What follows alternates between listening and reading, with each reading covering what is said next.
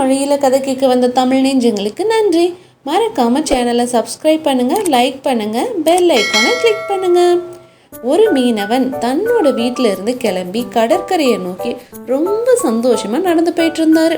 அவர் போகிற வழியில் நமக்கு மாலைக்கண் நோய் இருக்கிறதுனால சீக்கிரமாக போயிட்டு மீனெல்லாம் பிடிச்சிக்கிட்டு திரும்ப வந்து அதை சரியான நேரத்தில் விற்றுட்டு வீட்டுக்கு சீக்கிரம் போயிடும், இல்லைன்னா நம்ம தான் ரொம்ப அவதிப்படுவோம் அப்படின்னு தன்னோட போட்டை எடுத்துக்கிட்டு கடலோட ஆழத்தை நோக்கி அவர் போக ஆரம்பித்தார்.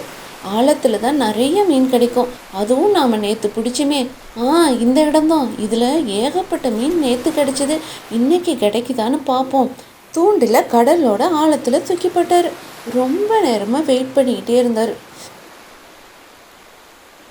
அடைச்ச இன்னைக்கு என்ன ஒரு மீன் கூட கிடைக்கல, நேற்று என்னமோ அள்ளி அள்ளி கொடுத்தாரு, இன்னைக்கு ஒன்று கூட தர மாட்டேங்கிறாரு, என்னதான் நாளோ அப்படின்னு வருத்தப்பட்டார். அந்த வழியாக வந்த டால்ஃபின் என்ன அங்கே துள்ளிக்கிட்டு இருக்குது, அது என்னன்னு நாம் போய் பார்க்கணுன்னு ரொம்ப குஷியாக அங்கே வந்துக்கிட்டு இருந்துச்சு.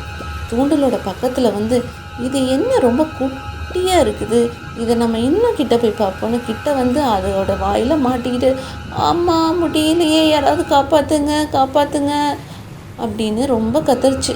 ஆஹா, நம்ம தூண்டலில் பெரிய மீன் மாட்டியிருக்க மாட்டேங்குது, செம்ம வெயிட்டாக இருக்குது, இன்னைக்கு ஒரு நல்ல வேட்டை தான் நமக்கு அப்படின்னு சந்தோஷமாக அந்த மீனவன் இருந்தார்.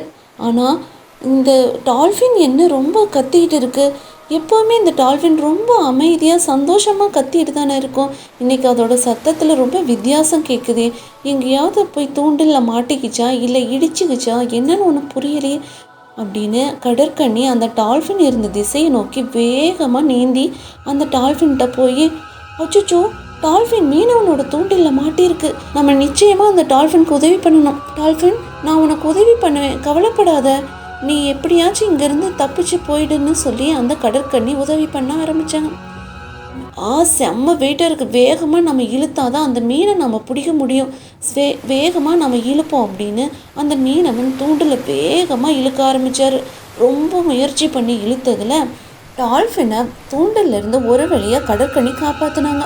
ஆனால் அவங்களோட துரதிருஷ்டமாக என்னவோ அவங்க அந்த தூண்டில் மாட்டிக்கிட்டாங்க. மேலே போகும்போது அழகான மீனாக மாறிக்கிட்டாங்க.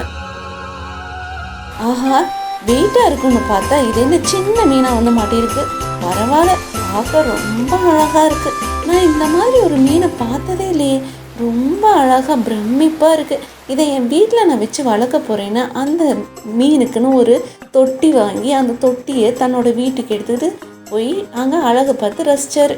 மீனே, நீ ரொம்ப அழகாக இருக்க, எனக்கு ரொம்ப சந்தோஷமாக இருக்குது அப்படின்னு அந்த மீன்கிட்ட பேச்சுவார்த்தை நடத்தி முடிச்சுட்டு அவர் ரொம்ப டயர்டாகிட்டு போய் தூங்கிட்டார்.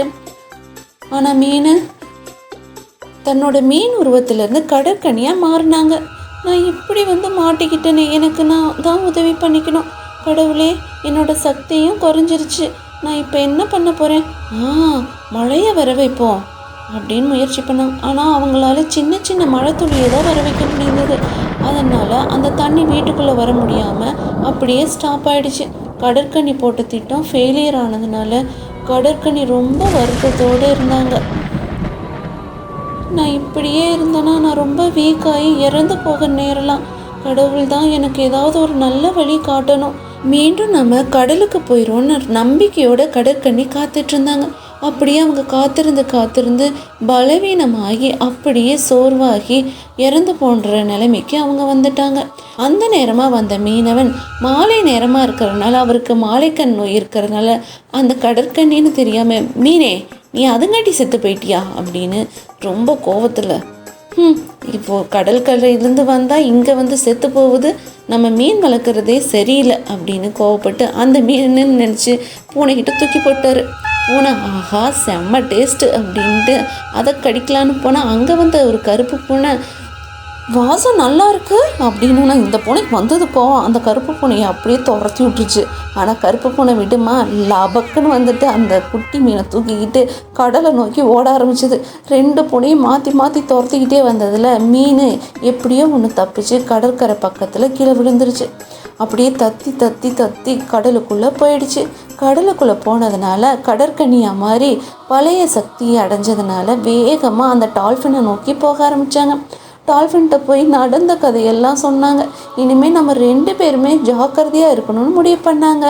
எப்பேற்பட்ட சூழ்நிலை வந்தாலும் நாம் தைரியத்தை இழக்காமல் நம்பிக்கையோடு காத்திருக்கணும். மறக்காமல் சேனலை சப்ஸ்கிரைப் பண்ணுங்கள், லைக் பண்ணுங்கள். தேங்க்யூ.